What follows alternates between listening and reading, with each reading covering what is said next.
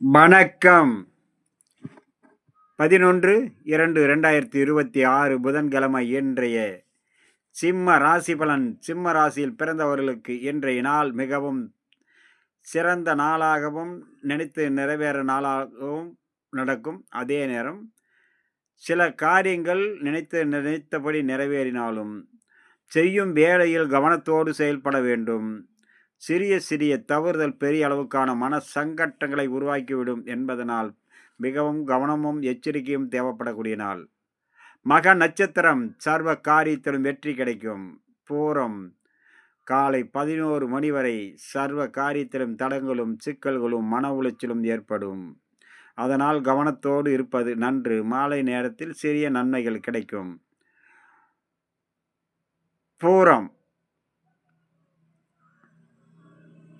பூர நட்சத்திரத்தில் பிறந்தவர்களுக்கு சர்வ காரியத்திலும் வெற்றி கிடைக்க நினைத்து நிறைவேற சற்று கவனத்தோடு இருக்க வேண்டிய நாள்.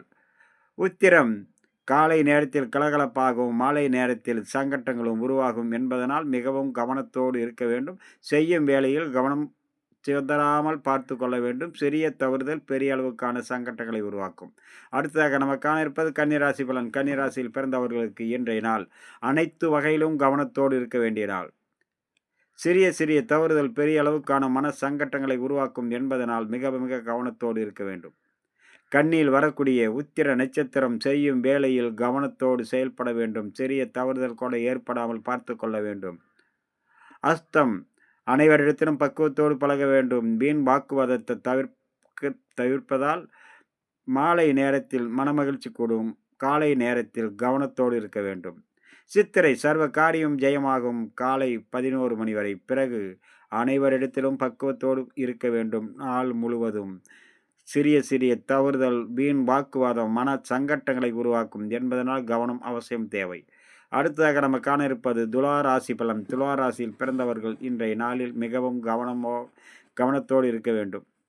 அடுத்தவரிடத்தில் பழகும் போதும் பேசும்போதும் அது வீட்டில் உள்ளவர்களாக இருந்தாலும் வெளி வட்டாரத்தில் இருப்பவர்களாக இருந்தாலும் வேலை செய்யும் இடத்தில் மேல் அதிகாரிக்கு கீழ் பணிபுரியும் அனைவரிடத்திலும் பக்குவத்தோடு பழக வேண்டும். வண்டி வாகனங்களில் பயணம் செய்யும் போது உயரமான தளங்கள் கரண்டு நெருப்பு கூர்மையான ஆயுதங்களில் பணிபுரிபவர்கள் மிக மிக கவனத்தோடு இருக்க வேண்டும். சிறிய சிறிய வேகமும் பதட்டமும் சிக்கலை உருவாக்கும். உங்களுடைய தன் பொருளை பாதுகாப்பதில் கவனத்தோடு இருக்க வேண்டும்.